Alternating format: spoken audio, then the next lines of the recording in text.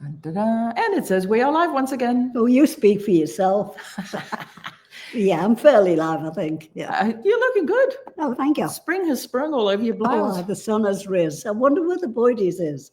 Some say the Boyd is on the wing, but that's Zoid. The wing is on the Boyd. Exactly. Okay. Whether you wanted poetry or not, there you have it. And you'll get a limerick later for our special guest. So thanks for joining us, kids, once you all start jumping on. Hello, folks. So today we are extremely honored to have a bona fide rock star in our midst. Steve Postell is a versatile singer, songwriter, guitarist, composer, and producer based in Los Angeles. He's also a learned musician. He knows what notes are called and what chords are called and everything. So he's way ahead of me. Steve's a seasoned veteran of the music industry. He's collaborated with legends such as David Crosby, Eric Johnson, Jennifer Warnes, Robin Ford, and John Oates. Postell is a member of the immediate family, just because he hasn't quite got enough to do. A super group of renowned session musicians, including Waddy Wachtel, Danny Korchmar, aka Cooch, Leland Sklar, and Russ Kunkel on drums. And beyond Steve's touring and recording work, he's an accomplished solo artist with several albums to his name, which blend blues, rock, folk, and roots influences. Known for his soulful guitar playing and insightful lyrics, Steve also contributes to film scores, commercial projects, and music education, making him a well-rounded force in contemporary music. His new album, Walking Through These Blues, is out now on Quarto Valley Records, and he's somewhere in the studio. I'm sure there's an open suitcase as he's heading back out on the road again this week with Our House, a fabulous group of musicians, and an evening of the music of Crosby, Stills, Nash, and Young. Wow. And without further ado, from one of the Del Reys, we welcome our neighbor, Steve Postell. Hi, Steve. Hi, Steve. Good morning. Good morning. Hi. Good morning. Thanks so much for doing this. Thanks for having me. I guess we could almost go outside and just yell and we'd hear each other. We could. Exactly. Yeah, we just found out we're neighbors, so Yes, we'll have to have a coffee and chew the fat over other things. Well, now, Steve, you've played with some of the most iconic names in music, haven't you? The list Ruth just read. Is there any particular moment that stands out in your musical career? Oh, wow. That's a big question. That's a big question.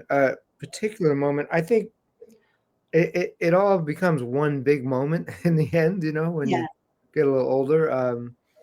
There are relationships like the one with David Crosby that and the immediate family guys that are very potent in the story of Steve. Yeah. But it goes so far back, and the anecdotes and I should be writing a book and will someday. Well, we can help you with that whenever you're ready. You definitely should be writing a book. So you're headed out on tour literally again tomorrow for another leg of the tour with Our House. Yeah. Tell the kids the story of how, when sadly David passed right before the tour, where you were musical director and put it all together with the band and Jeff Pevar and his son James. I hear that you decided to honor the Libero Theater Santa Barbara concert as a tribute, and sort of, if you hadn't done that, maybe Our House wouldn't exist. How did that all come about?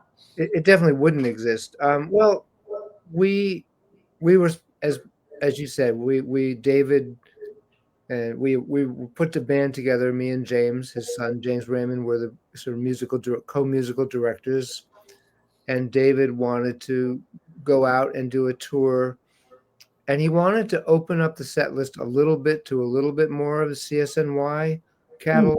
The last few years he'd been doing really centered on David Crosby solo material, and he said, I miss playing wooden ships and so on. Yeah. And also the other thing that happened was that because David was having some problems with his hands and had some surgery, one thing led to another, and due to my somewhat, I think,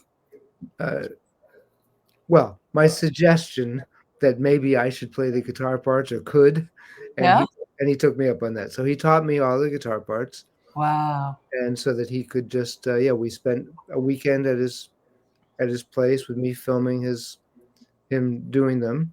So, which was quite an honor, of course. Yeah. No kidding.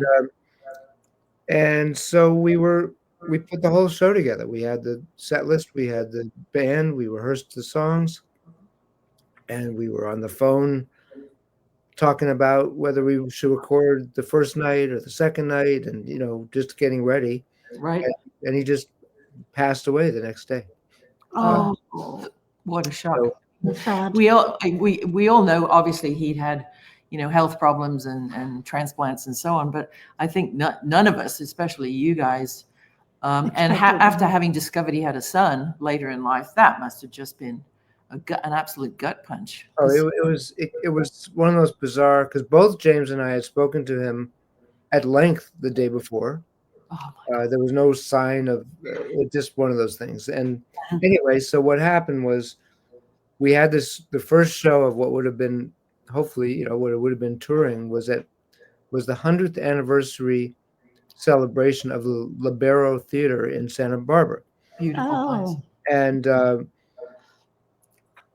we couldn't, obviously that got canceled, but that had sold out in 3 hours. I'm sure. So about 6 or 7 months later, James and I decided we should do that concert while it's still the 100th anniversary year of the Libero. yeah.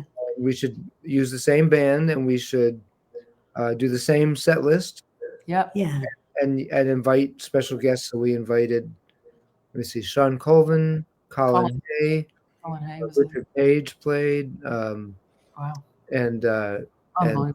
Chris Stills played, and Nathaniel McEwen played, and it was a beautiful night, great success, and it did lead to some people reaching out to me and saying, you should really take this on the road. People would love to see it, and so I gave that a bunch of thought, and this is our second tour, and it feels good to do it. For part of it is that, particularly like Jeff Pevar, played him for 28 years and learned at his feet, and he taught me the guitar parts. It just feels like we're Meant to do it. Yeah. meant to do it, and sort of honoring this amazing legacy in as authentic way as we can.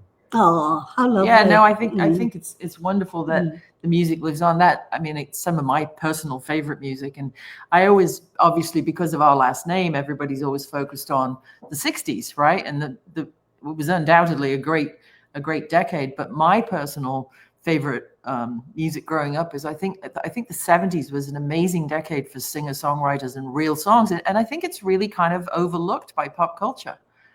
It might be. I mean, fortunately, like the movie they made about our band, Immediate Family, really, where they interviewed Neil Young and James Taylor and Carole King and all these wonderful Linda Ronstadt. That film really highlighted how special that era was. The music that got made between, I'd say, 69 and 78.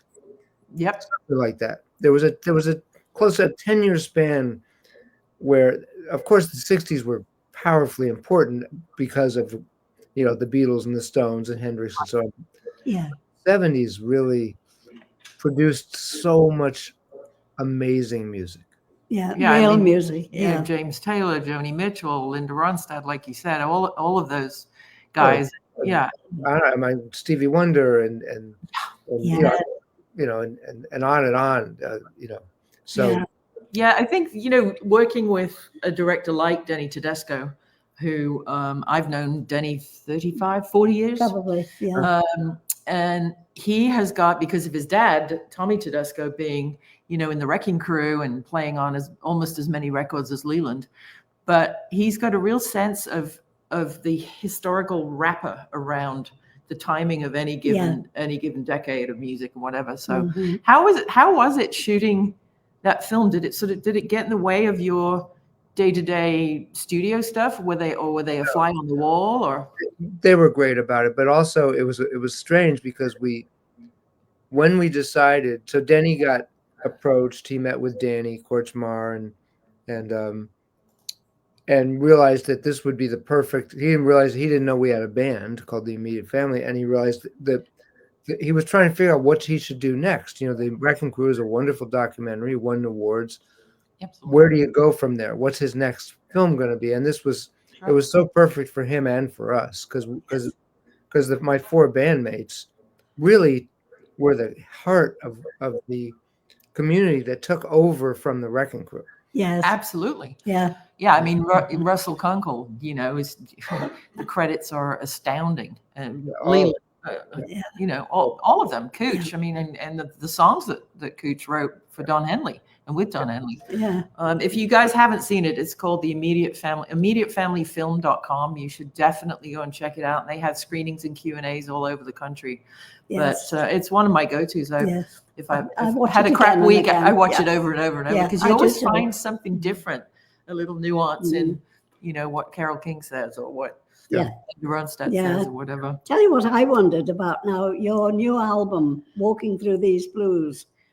That's on Quarto Valley Records, isn't it? Quarto Valley Records, yeah. Yeah. And now Tell us about the tracks and how they all came to be. and why it took 4 years.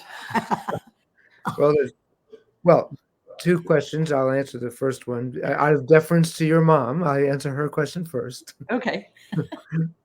It came to be because I'm sort of an old school writer in that I'm always working on music, and from my first record till now, basically, when I go, hey, I've got 14 songs that I like, it's time to make a record.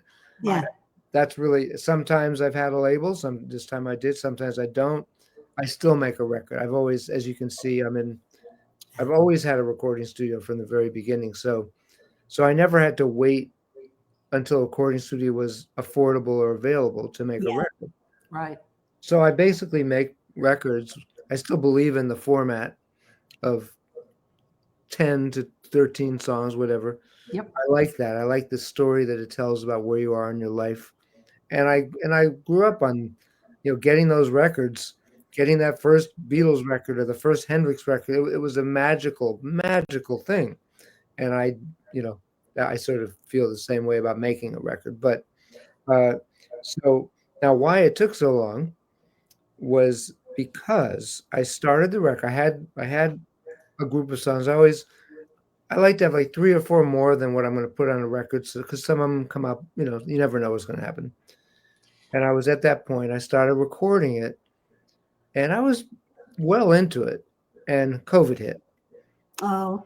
And for someone like me who has a nice career, I'm not a household name. I mean, the Stones could put out a record and not tour, but if I'm not out there playing and talking to people about what I'm doing, it didn't make sense to put out the record. So we decided, we did put out a version of it in Japan, but they didn't expect me to be there anyway. They just, Right. But so it gave me an opportunity to really take my time, which meant a few things. One, it meant if there was someone I wanted on the record who may not be available that week, well, when you back off tour? Oh, I'm back in 6 weeks. Great, come in then. Yeah. So that's how I got so many great people on it. I also got to write some more. I got to mix it a million times. Now when COVID sort of eased up a bit and we all started playing again, which was about 2 years later, right then the Immediate Family put out a record. So I was not about to compete with my own self, my own band. Right. So then I waited some more, and then I wrote a couple more things. I mean, one of the songs, the song I wrote with Glenn Phillips from Toad the Wet Sprocket, it would never have been on the record because we just wrote it right before I put this record out and recorded it. So it was interesting to have a record that I had no time limit on working on. That's right. Yeah. Yeah. My husband Martin is also a musician, and he's doing a triptych or a trilogy. And it'll be 10 years or 12 years in the making by the time it's all out. So I think good things come to those who wait. Now, one of the people who was actually, he worked with her many years ago on one of his projects that I heard you talk about was Delaney and Bonnie's fabulously talented daughter, Becca Bramlett. How did you get her on the project, or have you just known her for many years? Years ago, a lot of years ago now, maybe 20 years ago, I was doing a big festival in Colorado. It's called Jazz Aspen. It's a big rock festival. It's not, I don't know why they call it Jazz Aspen, but it's a rock festival. And my band at the time, Little Blue, was playing.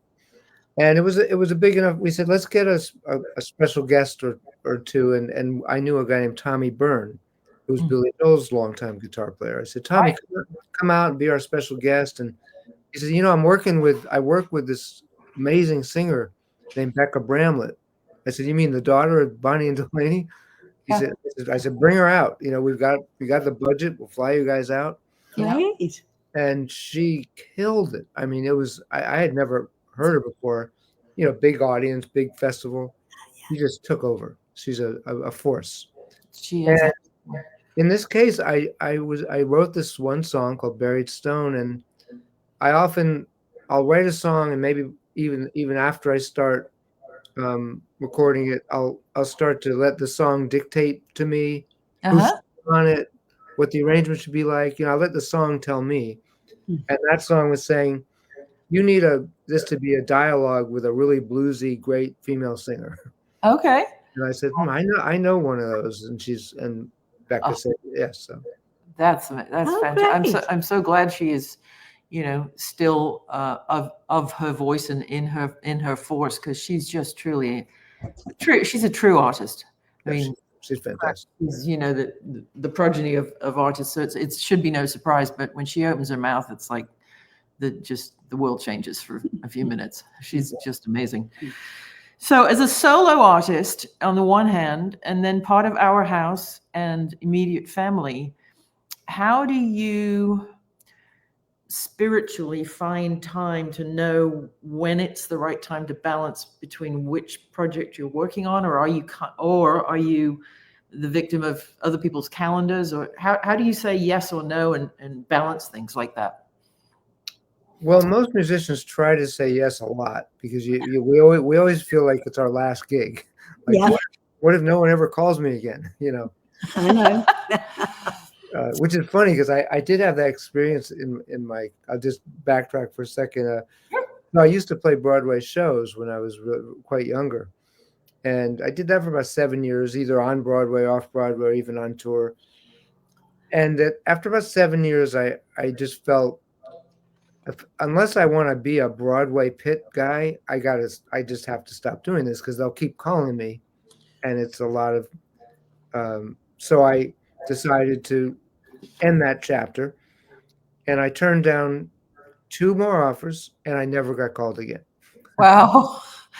like they're like, okay, great, well, because all the other guys want those gigs, we'll give it to them. But I mean, first of all, I don't have a lot of other things that I do. I'm not in a golf club, or I don't have kids, and I have a lot of time to focus on music, which I've just always done. And you just balance it. You just you see when one tour ends, and then you're busy that time. I remember talking to Warren Haynes, a friend of mine, when he was in the Allman Brothers, right? And he also had his own band, right. And they got the 2 management together, and they just said, look, he said, I'm not quitting either thing, and I'm certainly not giving up my own band. So the management got together and said, okay, let's look at our calendars, and Allman Brothers is played this month, and then the band will play this month, and And so with the immediate family, obviously, that having that record out at the same time that you were writing Walking Through These Blues, that would have just sort of self-regulated that, like you said, you're not going to release a solo record. You don't want to, as we say in this house, accidentally glue yourself to yourself and meet yourself coming back in the hallway going, what are you doing here? Right. So I imagine. So now how long will Our House be on this tour? You're out for a couple of months, right? No, it's a little less than a month this time. Yeah. Oh, is it? But you're going to the wonderful, our friend Ron Onesti, you're going to the wonderful Arcada Theater in St. Charles, Illinois, right? Have you played there before? Oh, yeah, we did. Yeah. We absolutely love that place. Have you been up to the Speakeasy on the top floor, the Speakeasy restaurant? Oh. So if that is still in business, which I sincerely hope it is, Ron, his mother passed away the week before we did our Magical History tour as part of the Liverpool Legends fabulous Marty Scott Beatles show.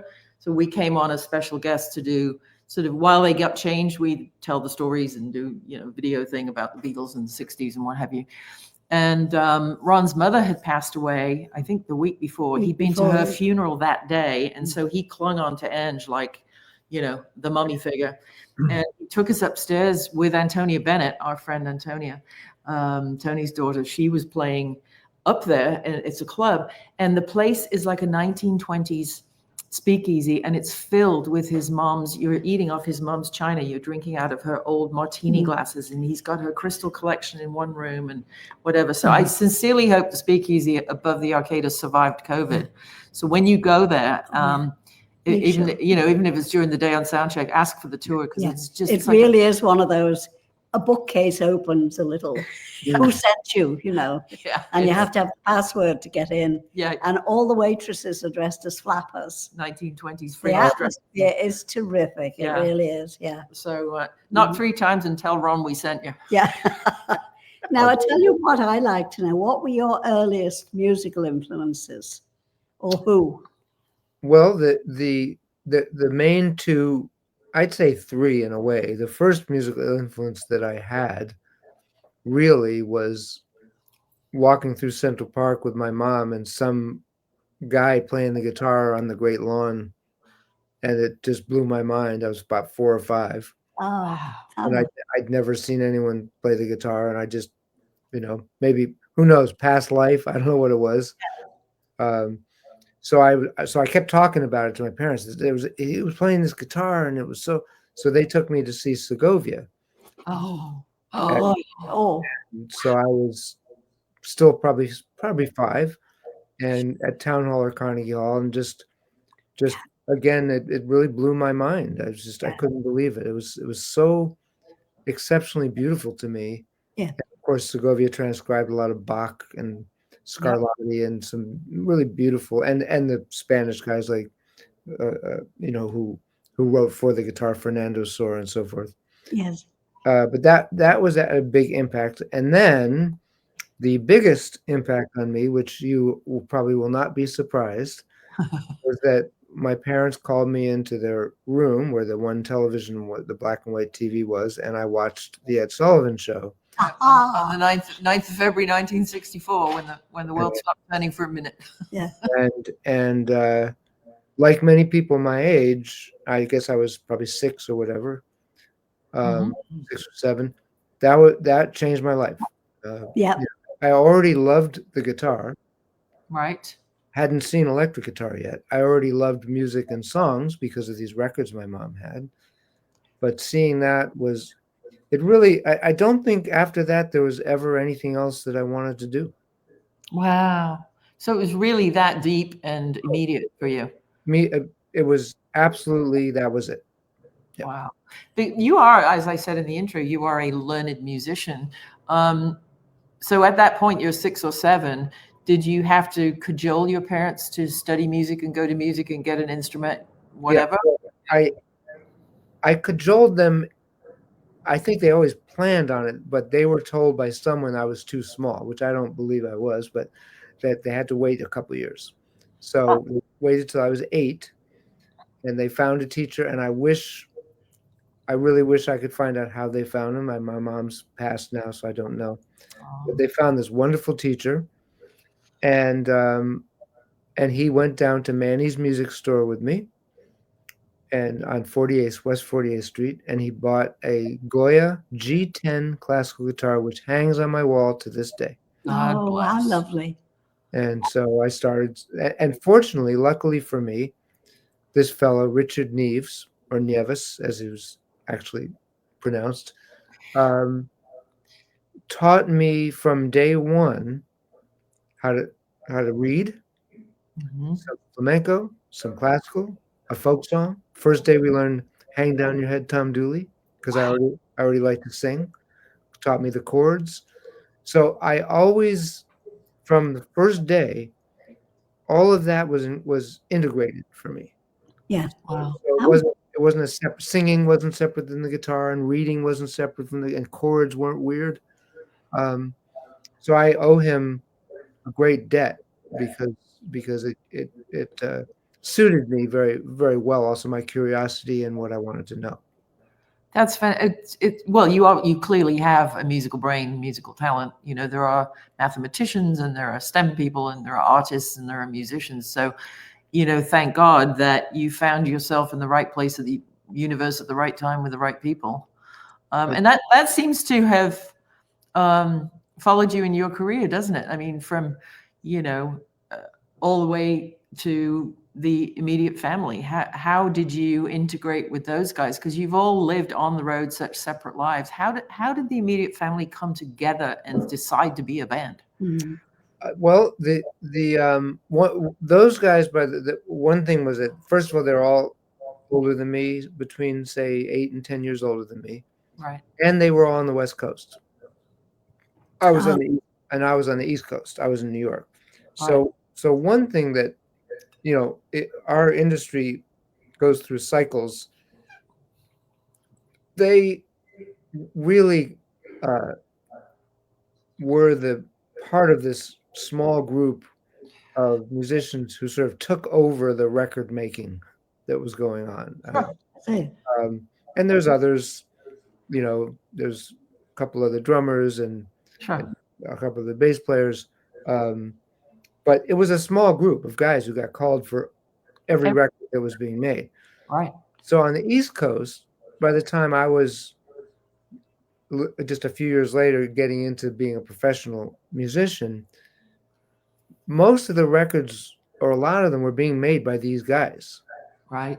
You know, whether it was, and so what we being me and my fellow musicians my age, we ended up doing a lot of the more commercial music. We did film scores and TV scores and commercials and Broadway shows, and sessions and some records, but the big records, they kind of cornered that market, I feel like. Right.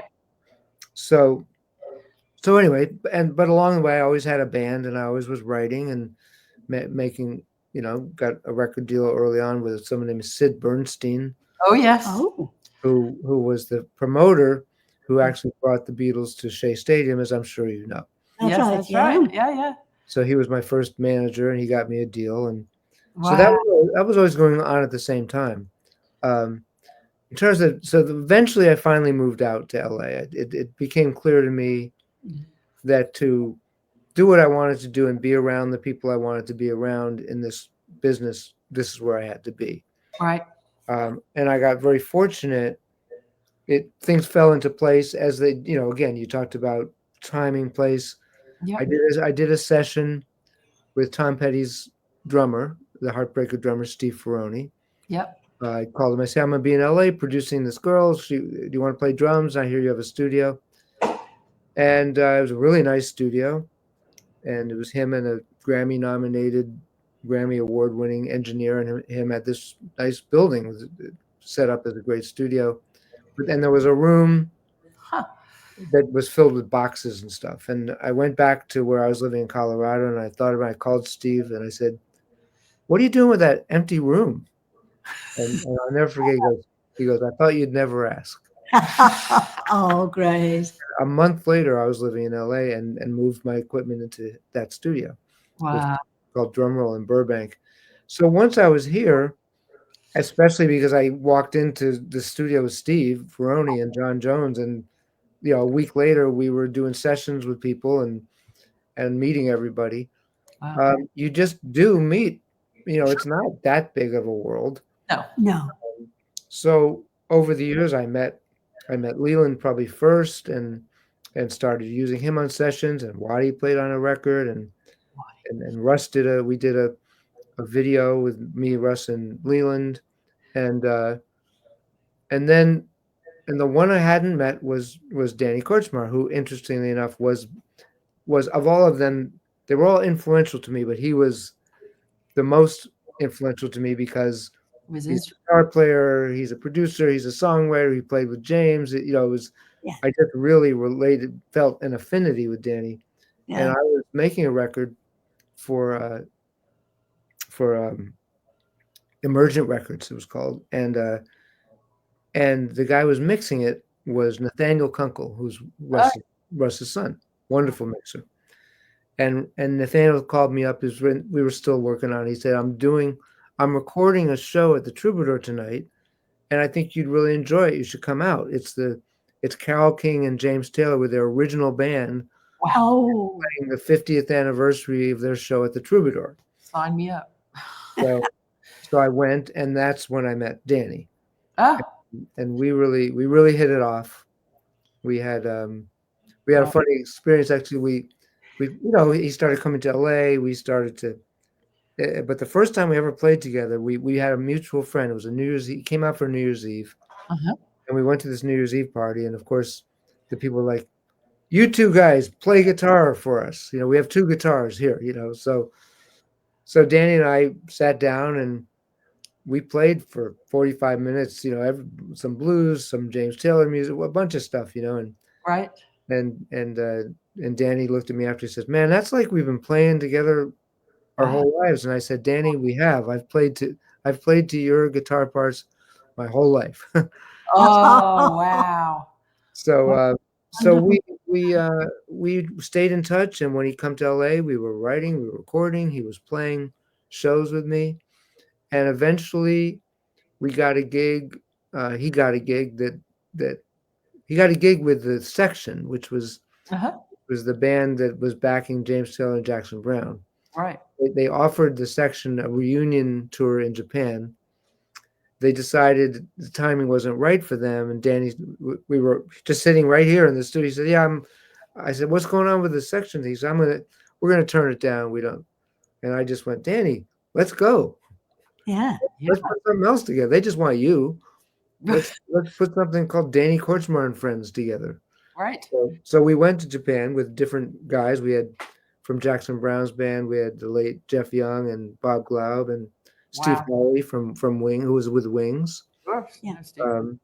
And we had a wonderful time. And Danny solidified a record deal with a Japanese label to sort of do his versions of his hits with him singing. Wow. Okay. And so we came back. The audience who don't know is most of everything off Building the Perfect Beast, the Don Henley record. And then some. And then a lot of James Taylor songs and Jackson Browne songs and a lot, he's written a lot of big songs. Yep. So we came in the studio here and we did a bunch of pre-production. And then Jackson was kind enough to open up his studio. We went in there to cut basics, and Danny called Russ Kunkel and Leland Sklar and Waddy Wachtel. And we also had a wonderful player named Jim Cox on keyboards. And so we went in, we cut the basics there. Wow. And it was really organic. It was really like, wow, we just know how to play together. Right. And the second day, Danny looked around at us and he goes, "Wow, this is my immediate family." Oh, there you go. And next thing you know, we were making our own record, and we were going to Japan to play, and that's how it started. Wow, it's kind of like the happenstance of your musical universe. It seems to have all just coagulated, in the right place at the right time. Yeah. It does, and you also have to. A teacher of mine once said you have to create the conditions for things to happen. So, like when I got invited to the Troubadour, part of me was like, "Oh, it's going to be packed. Do I really want to go? I got to park." And I just made myself go, and that became the immediate family. That one trip that So you also have to show up. Showing up is a big part of it. Yeah, absolutely. Getting out of your house is definitely recommended in this industry, right? And we always say, it's funny, the things you really don't want to go to, you're like, always have a great time. They always turn out to be the one that, we've been to so many events that we think, we'll have to show up. They'll be disappointed. And it's always fabulous. Don't want to go, and always have a whale of a time. It's strange, isn't it? Yeah, funny how that works. So now, with decades in the industry, have you seen the role of musicians evolve, especially with today's digital doodads? Very much so. I mean, what I love and continue to aspire to is seasoned musicians who've put in their 100,000 hours, not the 10,000 Malcolm Gladwell says, the 100,000 hours perfecting our craft and making real music in whether on stage or in the studio. So that's the world I live in. Yeah. I also have to say that as a curious person and as a person who has a studio, and I love technology, use it to the best of my abilities and try to keep up on it. Yeah. But I think I use it informed from the old way. Like even when I'm on a digital platform, Right.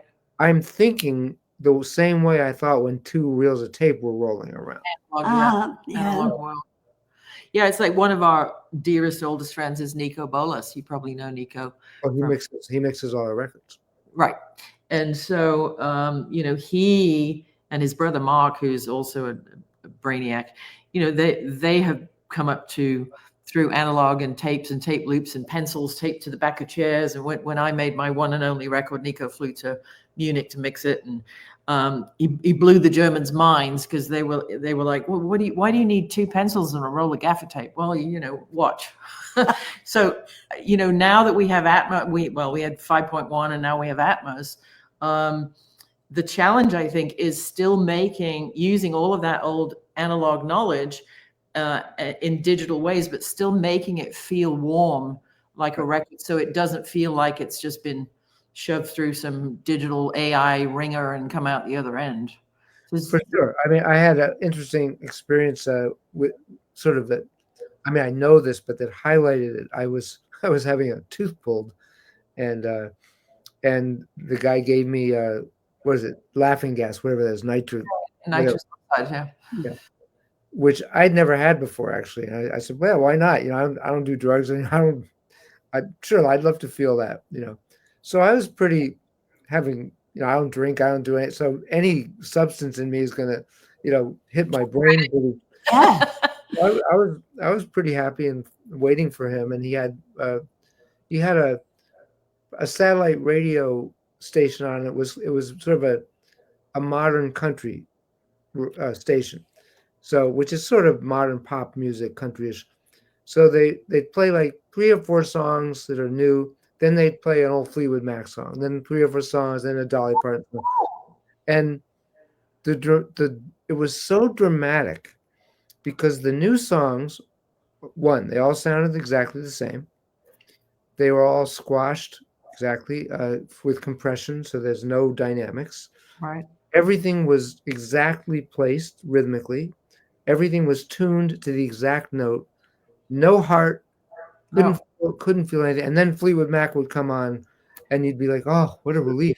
Yeah. A slight sharp or flat, or make Fleetwood's shuffle might be, 1/100th of an 18th of a beat ahead, or it's all I think I feel sorry for kids growing up these days who haven't trained ears to be able to hear for the difference between organic. It's like a palate, right? You can taste organic food, you can taste food made with love, or you can taste drive-through food. And to me, being a big foodie and working with a lot of chefs, when I listen to stuff like you're talking about, it's like the difference between a home-cooked meal and something in a box that's been warmed up and shoved on an airplane.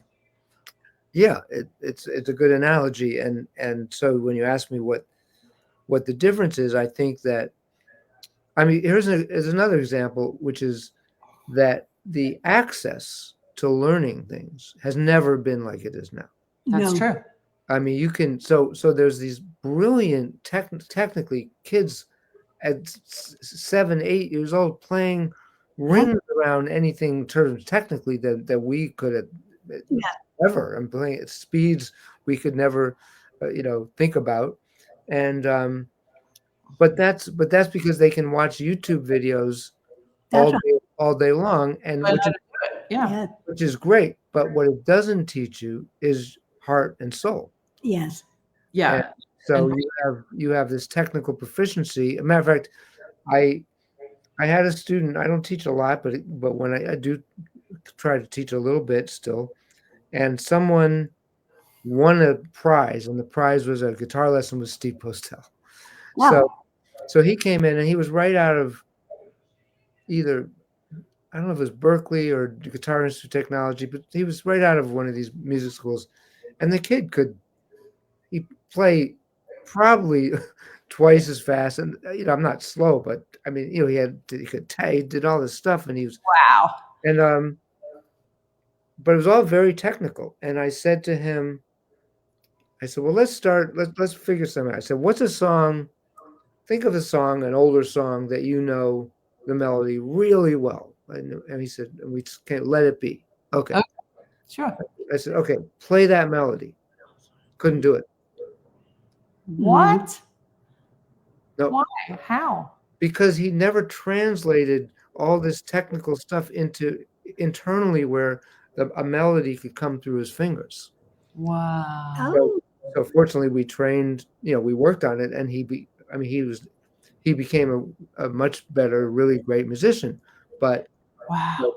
But so the technical access to learning has never been what it is. We had to take a record, put it on, put the needle on, listen for 5 seconds, take it off, learn those 5 seconds.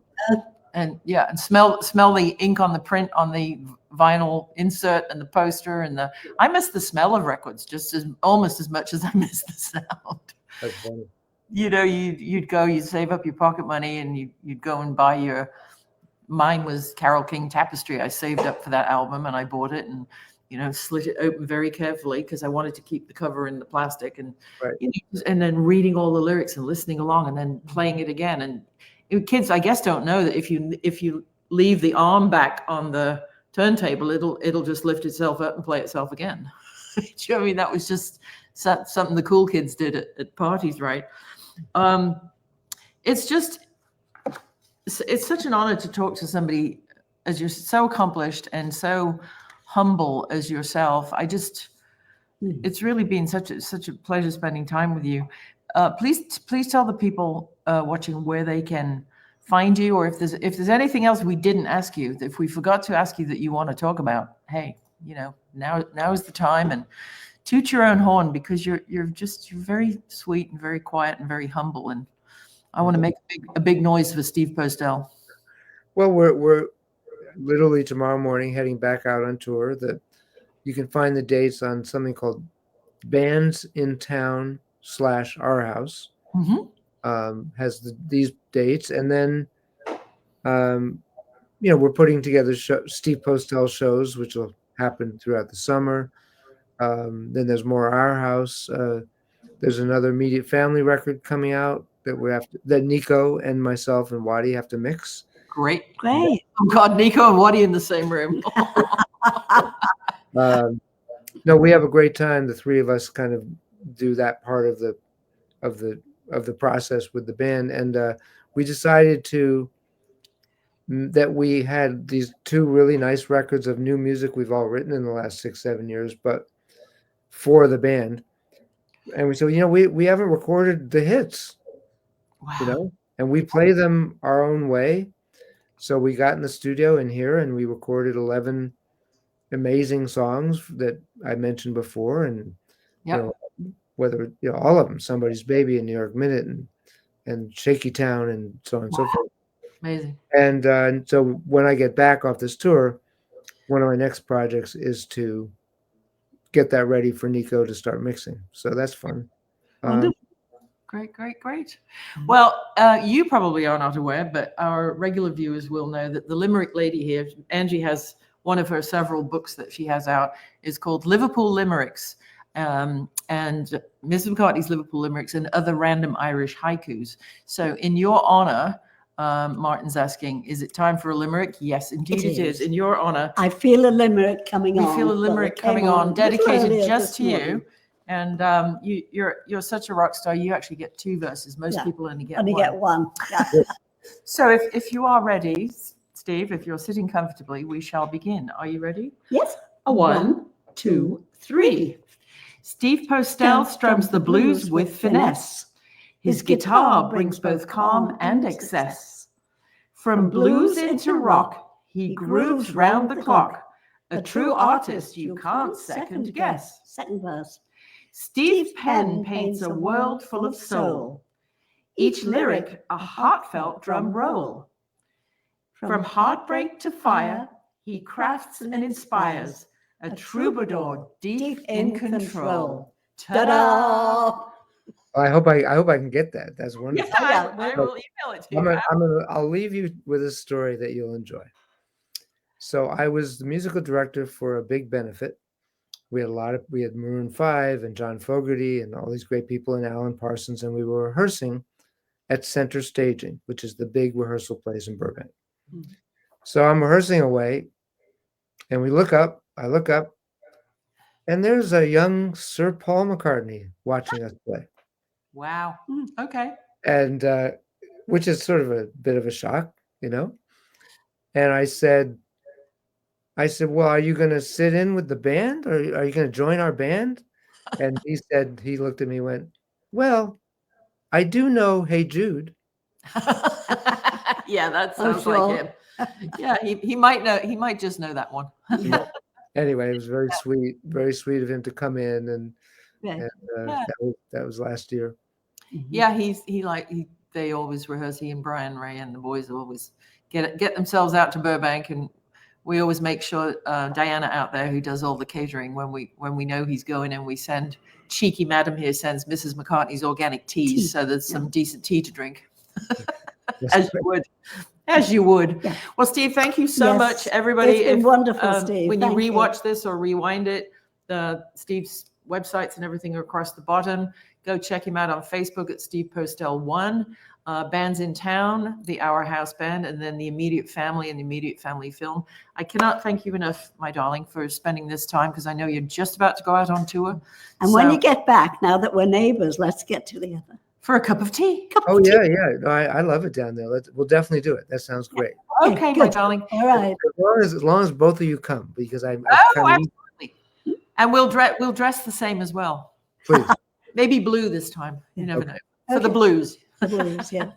Well, thanks, kids. And we will see you kids all of a sudden next Tuesday on TeaFlix. Thanks for tuning in. Bye-bye. Bye.